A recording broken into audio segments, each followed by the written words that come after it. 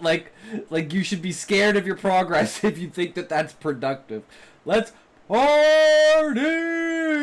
Where's Eddie in the mix? We need to pump up the jams! Every writer struggles with the boring parts of their novel. The parts when they read it over, they're like, that's just not that exciting. And then for whatever reason, you can't delete the scene. You have to keep it in. Now, the very obvious solution, which works, 99% of the time, is to add a jet ski chase instead. Maybe 4 or 5 or 6 jet ski chases throughout your book. However, if that isn't going to work for you, then I would recommend one of these 8 solutions. We're going to look at the 8 types of scenes which are often boring in your book, and then I'm going to help you figure out how to make them way more fun. The first one is getting characters from one place to another. Ooh, traveling.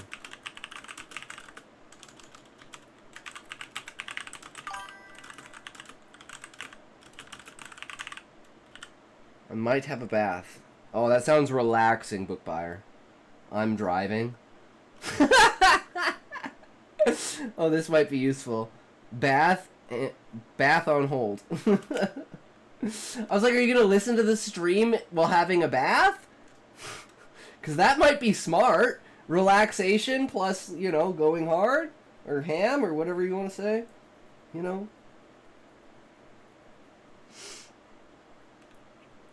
Getting characters from one place to another. So fucking annoying. So these are transitional scenes where your character is walking or driving or flying to a new location. And some of the time, you don't want to cut these scenes. So here are 4 things that you can do to make those transitional scenes way more exciting. It would be nice, but I'm not breaking my 1K laptop to watch you watch something. No, I mean, put me on your phone and you don't have to watch, you just listen.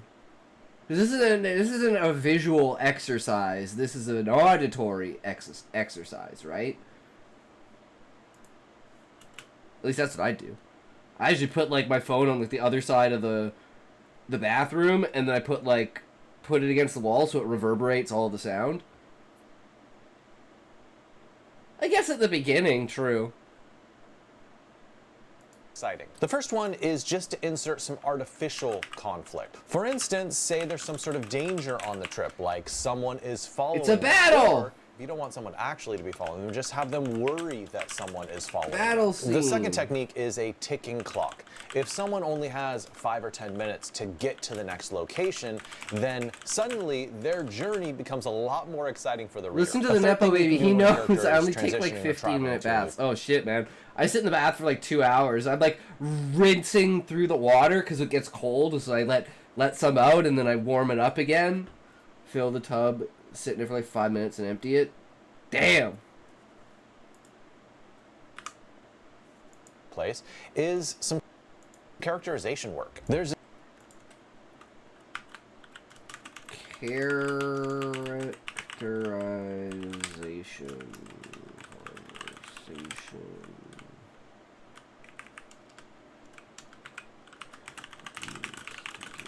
Somewhere in a certain time. Used to do that, but I once had a bath for 8 to 10 hours reading. That's a little much, yeah. Understandable. this very long car ride scene in the very first season of True Detective where Rust and Martin are talking to each other. And Rust lays out some just wild dialogue. Stuff like, consciousness was a mistake in human evolution. The honorable thing is to make the human race go extinct. Now, if your character's traveling by themselves, have them do number 4. Give them an epiphany. Mickey Spillane wrote One Lonely Night. His PI, Mike Hammer, leaves the courtroom after this judge just calls him like this low-life killer, and I then, with no sleep, went to a wedding and continued to read them. He's driving in his car, and he just gets this, like, internal reckoning. He says, maybe I did have a taste for death.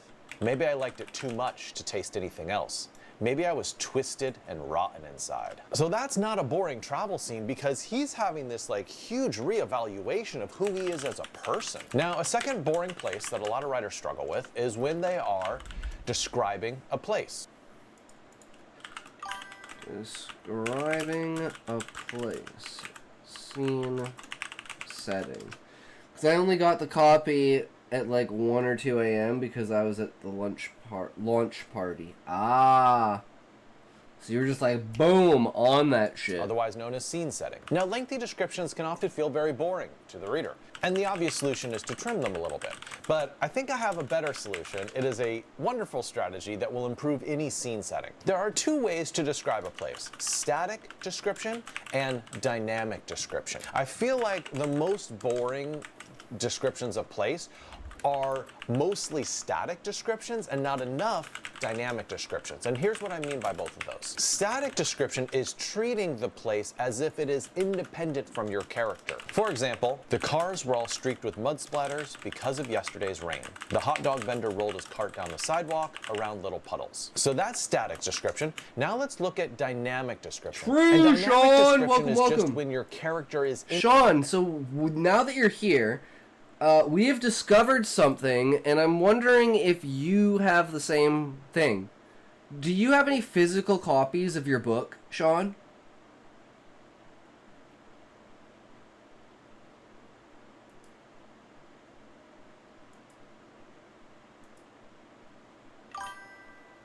Okay. Because we found out that this account on eBay is selling both Callie's and Sinister's book.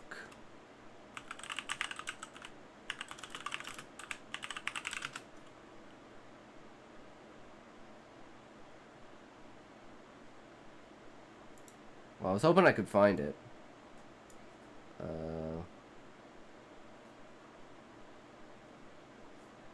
But yeah.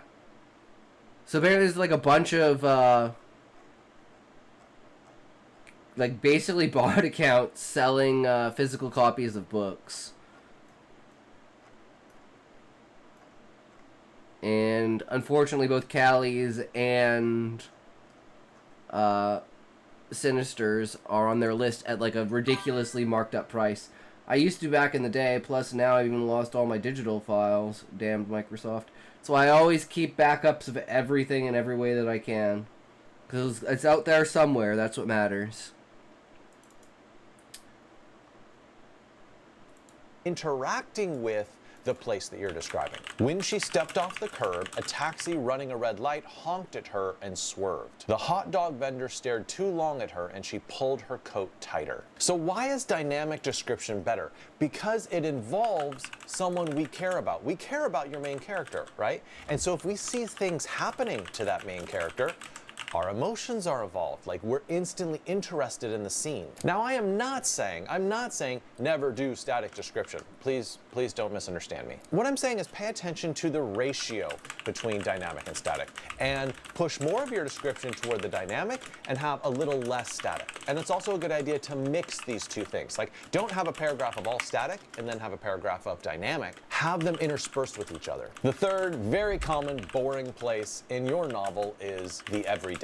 This is stuff like going to the bathroom, or eating, or folding laundry. Phyllis Whitney, who's this author of about 70 mystery novels, she said that the only time you should have your character folding laundry is when the reader knows that the axe murderer is right behind them. Now I get what she's saying, is that when you have characters doing boring things like, hey, have the plot intrude, like have something exciting come in and break it up. But for a lot of genres, I don't think that's exactly right. And I'm gonna give you two examples of things that you can do that are a little less extreme than having an axe-wielding murderer behind your character. The first technique would be something like micro-conflict. Say you have a character who is doing an everyday thing of eating in a restaurant. It's not that particularly exciting. A micro-conflict would be the character saying, oh, my coffee's too cold, or, calling the waitress a derogatory name. Now, these conflicts don't have anything to do with the major part of the plot, but they help this epicest fucking scene from Waiting. If you haven't seen Waiting, go watch Waiting. It's fucking amazing. Little tiny boring scene to become a little more exciting. The second thing you can do in an everyday moment is just do a little bit of character building. In American Psycho by Bret Easton Ellis, we have this very typically boring scene of a guy getting ready in the morning. But the intense facial process that he goes through reveals his crazy extreme levels of vanity and egotism. The fourth really common boring place in a lot of novels is predictable conversation. Now obviously, predictable conversation. This is where I'm like, if I made my characters talk like me, one of the characters would just kind of walk in, and he'd be like, so you know when you cast a spell, and you run out of mana, and you feel that burning all over your body? Are you supposed to like that feeling? Or looks at the character like, first of all, why are you using all of your mana? Second of all, no. It's like, where the fuck did that come from? It's like, that's the masochist character, obviously. A lot of dialogue in your book is going to be intrinsically exciting, but there are some conversations, and we're going to look at two particular examples, that are more boring than the others. Now, Michael Crichton has a book called Eruption, and honestly, it's kind of his worst book. Like, I don't recommend you read it, but it's about a volcano exploding in Hawaii. Now, there's a government scientist who needs to have a conversation with a demolitionist because their plan... That's no different people who like to be choked out while being erotic. Well, yeah, it's just to show that the character is a masochist. But it's just those kinds of small things. Like, Husai walking in and being, like he wouldn't actually be able to say this because this would, like, contradict his, like, block that he has from Gaia of not being able to communicate these things to other life forms. So he kind of, like, jokingly does it. I've, like... in my head tested this idea of him jokingly do it, but none of the other characters understand what he's saying. So it's like he walks in and he goes, Gerbler Marful, get a mash, and everyone's like, oh fucking K, buddy guy. Whatever you say, man. Whatever the fuck you say. And he's like, guys, did you know that everyone's first word is basically Gaia? Like, if you ask a kid what the planet's name is, its answer will be Gaia. Isn't that kind of weird? Why does everyone call the planet the same thing? You don't have mouth. You talk with your... How the fuck do I know that what you're saying? You talk with wings, bro. And this is kind of to show, like, a satire to show how communication through consciousness works. What did I miss? Oh, I said if it was up to me, because we're talking about predictable conversations, and I said if I did, like, a self-insert of myself and all of my characters in this aspect, a character would walk into the room and be like, hey guys, you know when you use all of your mana and, like, you get that burning feeling all over your body? Are you supposed to like that? And all the characters kind of look at him like, first of all, why are you using all of your mana? And second of all, no. Like, what the fuck? And I'm like, that's the masochist character. And is to blow a hole in the side of the volcano to channel the lava in a different direction. Now, how would you write this? Take a second and actually think about it. Your problem...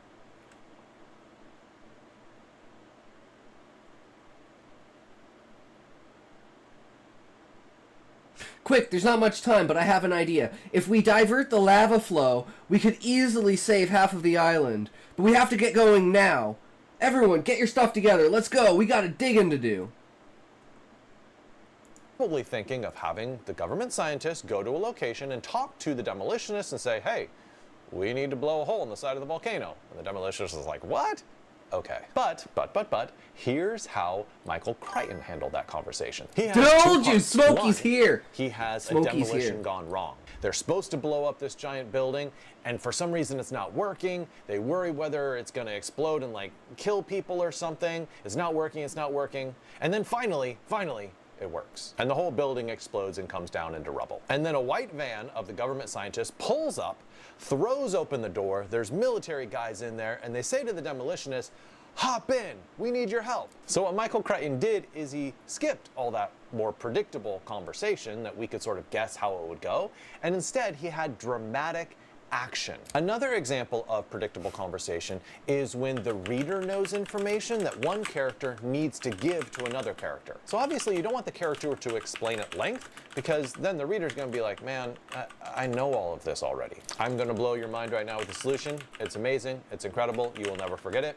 It is just have them summarize what they said. Summary. She told him what had happened. Boom. You're done. That's all you need, right? Because the reader knows, oh, they communicated. Now he knows what she knows, or whatever it is. A fifth boring place that we are going to rehabilitate in your novel is detailed explanation. Okay.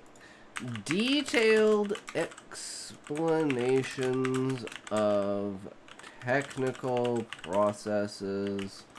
Oh, here we go. Or systems. Blessed! Hey, brother! How's it going? How was your day? Welcome, welcome. Today we are doing types of boring scenes. Have you written any more, Blessed? Do you have chapters to share, perhaps? Technical processes or systems. Now, every time I bring this up, there are always people in the comments who complain that, like, oh man, this is my favorite part of every novel. And that's cool. That's cool. I don't disagree that there are some people who love it. But in general, the longer you stick with a technical process or system, it's like a war of attrition on your readers. You lose more and more and more. Now, why do people include this in their book? Maybe it's because you researched a lot and you're really excited to get all that Self-taught writer extraordinaire. I mean, I am technically cataloging my journey from pleb to published. Because we're published now. So we have literally cataloged our pleb to published. So now we need to go from published to #1 author. Shit, guys, that's a leap. That's a fucking leap. Maybe it's part of your world building and you really want to make sure people understand what this world is like. Or sometimes it's just author expertise. And the example we're going to look at is because of that. We're actually looking at another Michael Crichton example, but this time as an example of what not to do. This is Andromeda Strain by Michael Crichton. And he congratulations. Yeah, check it out. Blessed, we are if you have Kindle, Blessed, all of my books are currently free.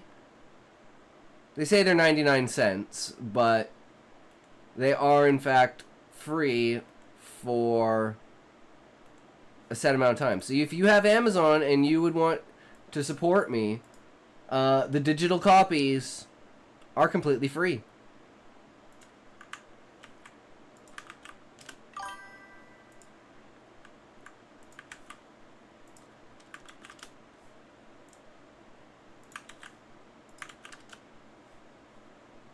There you go. Easy peasy, boys. Do not have Amazon currently. I see, I see.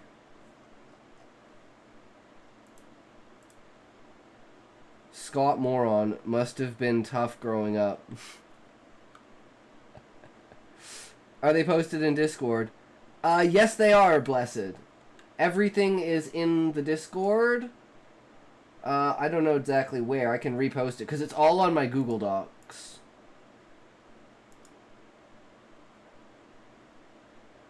I'll just randomly repost this in Public Stories. So if you want to go to Public Stories, there's my Google Docs with everything basically that I have. Some of it's out of date and some of it's not updated, but that's basically everything. Of technical medical details because he graduated from Harvard Medical School. So I want you to look at this text, and I'm not going to read it all because it's extremely long, but if you want to, you can pause the video and read it for yourself. Look at the opportunity at least to view them. It's about X-ray technology, and he explains like, oh, this is like how it works. Now, I want you to imagine that going on for 2 pages. Because if you've got the Royal Road and Scribble Hub, everything's in the Writers Unleashed community. At the top, Royal Road, Scribble Hub, other random things. And everyone else's writing is also in there. If you want to check everyone else out. 3 pages, 4 pages. How long do you think the average reader is going to keep reading being like, ooh, I'm really fascinated by this? Now maybe you say to me, John, I hear you on that, but I really want to include this stuff in my book. All right, All right, here are 4 ways to do it in a much more entertaining way. 1, just put it in dialogue. If you have one character explaining the information to another, that back and forth makes it much more entertaining than huge blocks of text. 2, add some sort of conflict or time pressure. If someone needs to know this information before something really bad happens within a short period of time, it makes the explanation naturally shorter, but also it's more entertaining for the reader because they know, like, oh no, is this bad thing going to happen before this can be explained? A third really obvious solution is simply to abbreviate it as much as possible. Can you take those 2 pages of explanation and shrink it down to a paragraph? And lastly, the 4th thing that you can do is simply intermix this information with the story plot. So instead of having I am struggling with personal issues and my understanding of them is coming together. That is very, very good, Blessed. Understanding yourself is very, very important. Because not knowing why you feel the way that you feel is the worst feeling. in a 2-page chunk, take out the most pertinent examples or information, and then put it across an entire chapter, and have plot events happen periodically in between to keep the reader hooked on the plot. A 6th place in your book that can get very, very boring is extensive backstory. Ooh, extensive backstory dumps. Story dumps. Now, I'm not I need a job, but keeping relationships is my Achilles heel. Yeah, I am so bad that, like, I'm glad I have 2 friends that are basically, like, life friends. Like, since I moved, I've messaged them, like, maybe 8 times, and that's, like, birthdays. But, you know, it is what it is. Yo, Muffin, how's it going? Yoy-oh! Shit, man, you're missing the O's. We need some X's in here, bro. Even out those O's. We're about to get an ad break here in a sec, guys, though. So, we'll just take a pause here, take a toke, sit back. Yo-yo. Yo-yo. Yo-yo. Do you know why I say yo-yo, Muffin?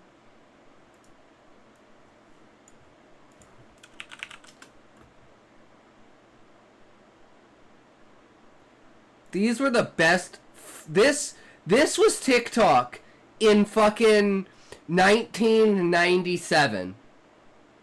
With like the ones that had like the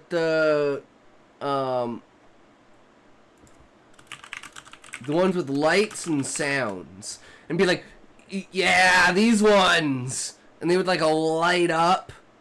Fuck, man, yo-yos were the fucking bomb.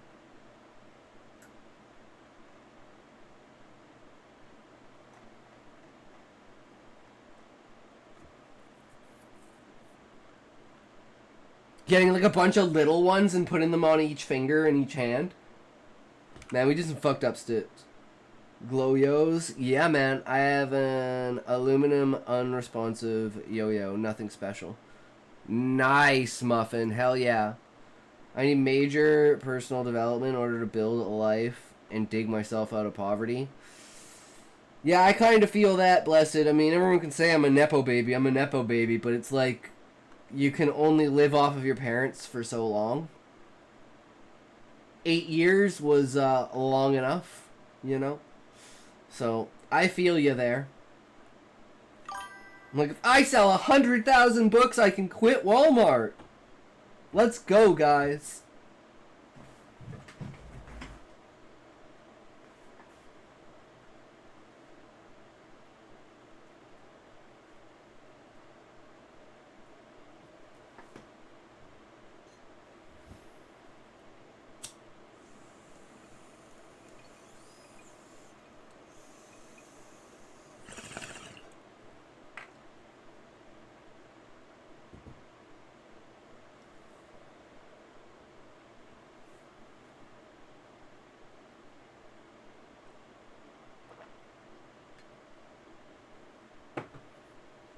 When you say you're a Nepo baby, all I get is Ian Nepo Maniachi? The hell is that? I am looking to start my own company because I can't labor and don't have a degree. Ah, unfortunate. Yeah, I don't have a degree either. Super unfortunate. Friend of mine was smoking weed with friends in high school when the principal showed up. He took his grinder, tied a string around it, pretending it was a yo-yo. Damn! That's genius! Absolute fucking genius.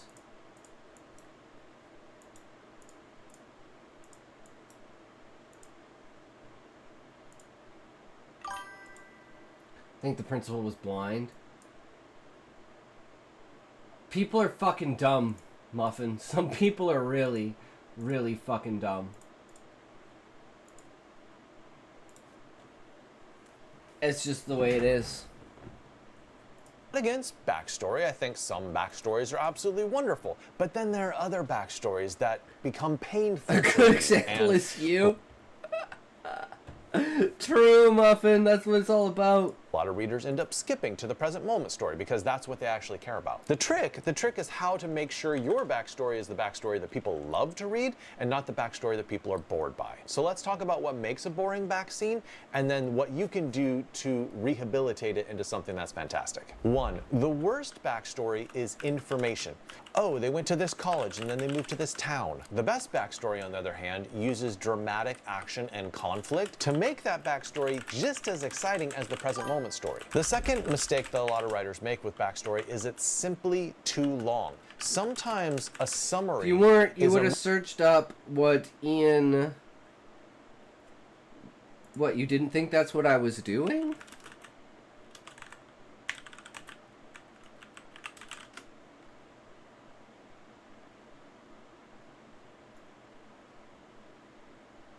Oh, he's a chess Grant. Of course he's a chess player, Muffin. Of course he's a fucking chess player. No, in fact the principal asked him for it like, "Oh, I love yo-yos." Tried it and said your yo-yo is hot garbage. The principal was fucking hip, but not the right kind of hip.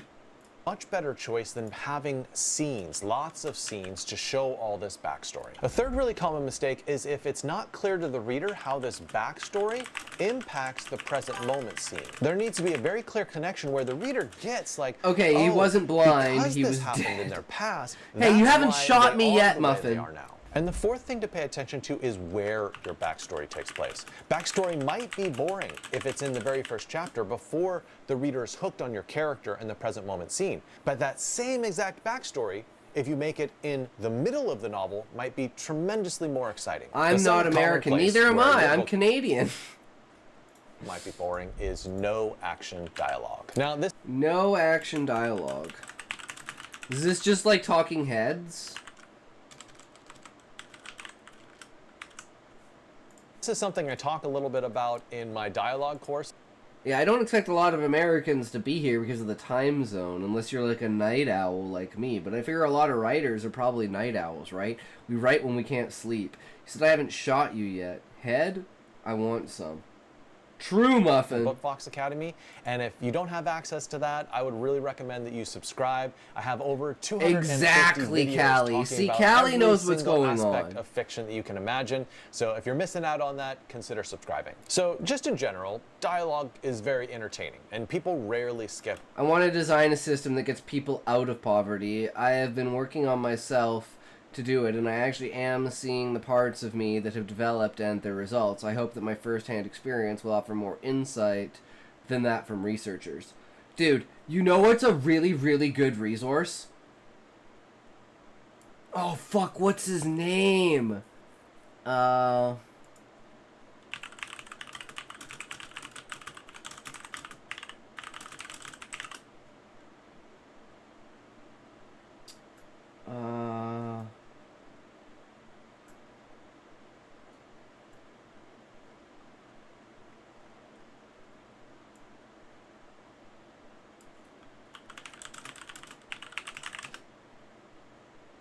Prison Joe! This guy. At least I think it is. Let's see. How old are these videos? No. It's a guy who, basically he was like in jail for like 15 years, and then he got out of jail and he made a YouTube channel, and it was all about like his prison stories and shit. And okay, I gotta say this story, because this story was fucking amazing. So they had a bunch of seagulls in their yard, right? Like in like the prison yard that would like fly around, right? So they would throw rocks at these seagulls. Jack Dory, did you do that? Yeah, that's great. I'm currently streaming, by the way, just AFK for a bit, gotta have a shower. Alright, sounds good, Muffin. Hell yeah, bro. But anyway, so they used to throw rocks at these seagulls, and one of them broke the seagull's wing, so it could no longer fly. So they literally had, like, a pet seagull for, like, 3 years, because it couldn't migrate with the other seagulls. And they would, like, feed it and shit, and, like, the warden and of the prison and shit didn't give a fuck. So it's just they had this permanent seagull in their yard. I wish I could find the YouTube channel, man. But yeah, he had all these, like, fucked up, crazy stories and shit. Prison mascot. Dude, I'm pretty sure that's like what they called him. It was like the something mascot or something like that. It was fucking hilarious. But yeah, like, so he basically like took his life of crime and the stories that he learned and turned it into like an epic YouTube channel, and literally like, you know, he went from like YouTubing on the street on a phone to like getting an apartment, and he like documented his entire and this was like probably like 11 years ago or so. Like 2012, 2013, 2014. Somewhere around there. Before my friends had a kid. That's how I know the timeline. Because it was before they had their kid. Which was 2016. On YouTube, search up Feeding Steve. He made a seagull pet. Oh, I believe it. Just wait for the government to come in and steal it, just like they did with, oh, what was the name of that fucking squirrel? Peanut. Peanut the squirrel. And they just came in and euthanized Peanut for no reason. But I do think that when dialogue gets very long, we're talking about 5 pages of dialogue, 10 pages of dialogue, sometimes an entire chapter of dialogue, it can drag on a little bit. And there's a very easy solution to this. Make them do something. Have them take a walk. Have one of the characters using a knife to cut vegetables. Have one of them folding origami. Or have a conversation happen while they are in a car chase. But one of my favorite examples is actually from the 40-year-old virgin. You have a bunch of guys in the loading dock behind the place where they work, and they're just chatting about stuff, right? But as they are talking, they are taking these long fluorescent tubes and just smashing them to smithereens. Now that has absolutely nothing to do with what they're talking about. I thought you were gonna say penis. Penis, not peanut. I think there's something wrong with me. No, Muffin, it's okay. It's just one of those things. It's like, you ever play the penis game, Muffin? It's where the winner says penis the loudest, and you know, you start off really quiet, like penis. And then someone else has to go, penis. And then someone else has to go, penis. And then someone else has to go, penis. And then someone else has to go, penis. And then, penis. Penis! And until you're shouting, penis! And the winner is the last one to say it. Did he document it in a way that it would be easy for people to reproduce his methods in their life? No, it was just fucked up stories. Like the story about the seagull. Like, there were stories about how, like, not like how people got phones into jail, but like what people would do with phones in jail. Like playing Tetris, playing Pong, messaging themselves just to like write something down. Like there were so many just like random things that they would do. Smokey, shut the fuck up. True, brother. Practice the literary genre of dialogue like Plato or Lucian. That way you develop good dialogue skills. Ways they coped. Did Smokey change his name? No, Muffin, what are you talking about? His name has always been Smokey. S-M-O-K-E-D-wait.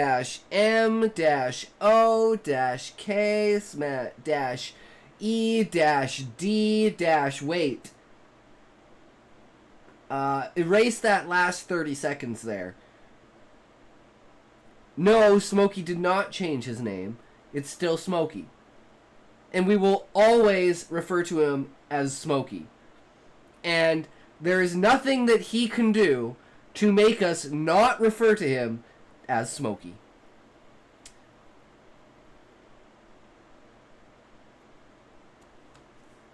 Are you sure about that?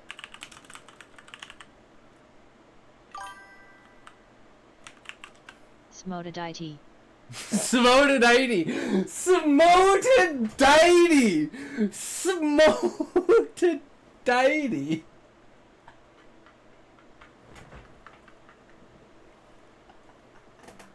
What the actual fuck? Smoke edit.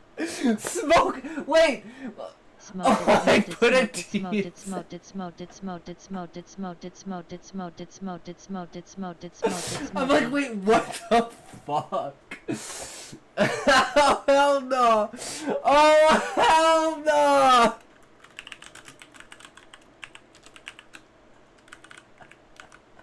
Smoke edit. Smoke edit.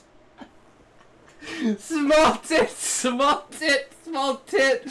Oh my god, now I have to call you Smoked It. I feel like it should be a music video. Oh my fucking god. Oh, you couldn't have planned that better. Alright. We're at the fucking end here, guys. We're at the very end. That if they just had that conversation, the scene would be Why okay. bully me? But Because you're... Smotodite. Okay, you have to change your name to Smotodite, and I'll call you Smotodite, Smokey.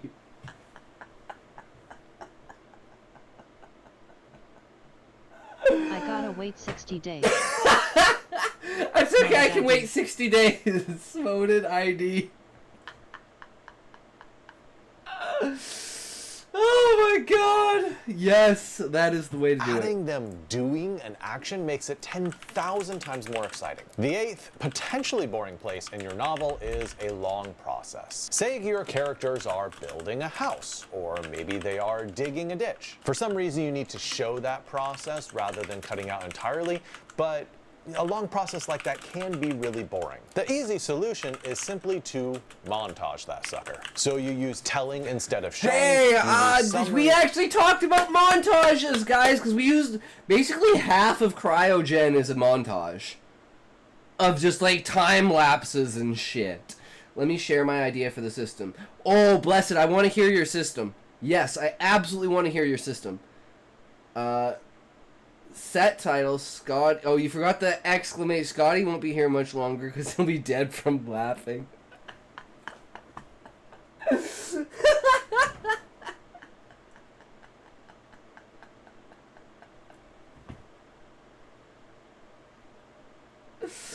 You know what's really, really sad?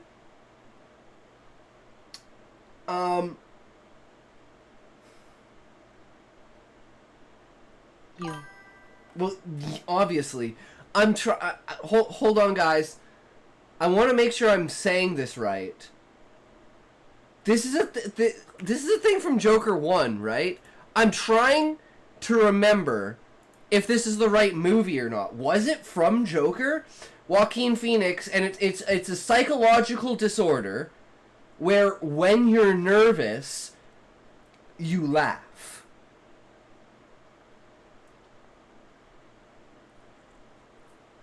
Now imagine how fucked up you can... Yeah, from Joker 1. Okay. How fucked up you can make situations by having something like that. And I was just thinking, what about a character that has something like that, but there's no way to, like, diagnose it as an actual neurological disease? It's just that is the way the character copes with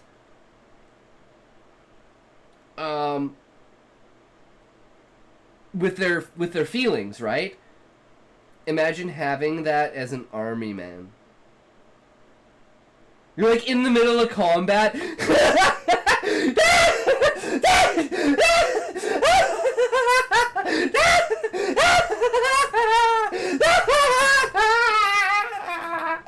Fuck, man. You want that guy? You want that guy on the front fucking battlefield, man. That is the guy you want at the front of the vanguard 1,200 years ago. Actually, I gotta get the sword to do this. He's actually a guy with a hammer. So imagine this is like a fucking hammer. Water. Do not leave your So he's running at you with this mask like, this is maniacal look in his eyes, just fucking cutting people down and shit. The general's like, he's perfect, a maniac, exactly. Just send him into the end of the front lines, and he just scares the shit out of the entire army and completely destroys their morale. Oh my god! And you get like multiple of them. You get like a line of these guys. Call them like the clown army or something like that, dude, there should be like a clan in my book that's like full of fucking psychopaths, and it's like the Dark Guild, and they're like the clowns, and you have like people with like different clown faces and shit like that. Oh my god, it would be great. The dude is actually like, I'm so fucking scared. Yeah, exactly, but he's just laughing his fucking ass off, and no one understands why, but he's just like, it is what it is. But I love fucking ideas like that are just like pure straight up like maniacal crazy, but like the inner workings of the character are at complete odds with their outward portrayal. And most of the time the reader doesn't know the inner workings of that character, so it's very much on the lines of that character seems insane. And then maybe later on, you get inside of that character, and dude, we have to, you know what? And because I've been like thinking about going back and rewriting stories, and I wanted to rewrite the battle scene, the what the fuck is it called? Like Highland Battle? No, Highland Battle. Fuck, it's like one of the first. It's like Young Hero, I think it's called. And it's just like a young, like, 16-year-old in the middle of the heat of battle and stuff. Include the song Like a Bird, but parodied to say, like a turd. I'm like a turd you want to flush away. I don't know what a heart is. I only know what a fart is.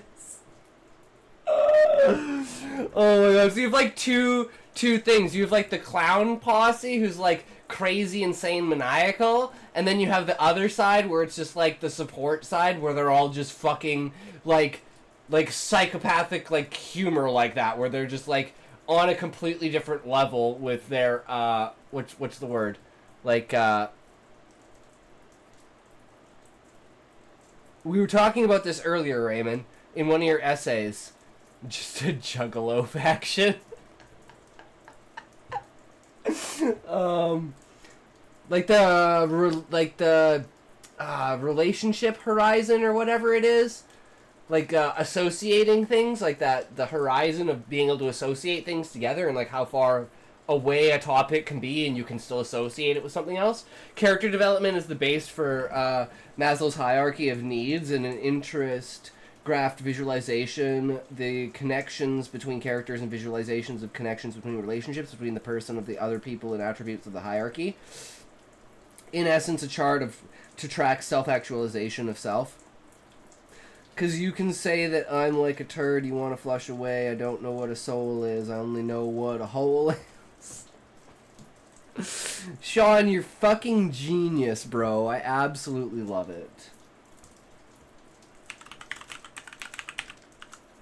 Okay, back to the video. Instead of scenes. That has the action happen very quickly, and the reader isn't bored with a lot of minutia and details. Pure poetry on chat. It's very true. And if you guys scroll down, you can find all the other poetry that everyone else has created, which is why I miss Eggy Mayo. Process happened. Eggy, where are you? Please click the thumbs up button, please subscribe, and good luck with your writing. True.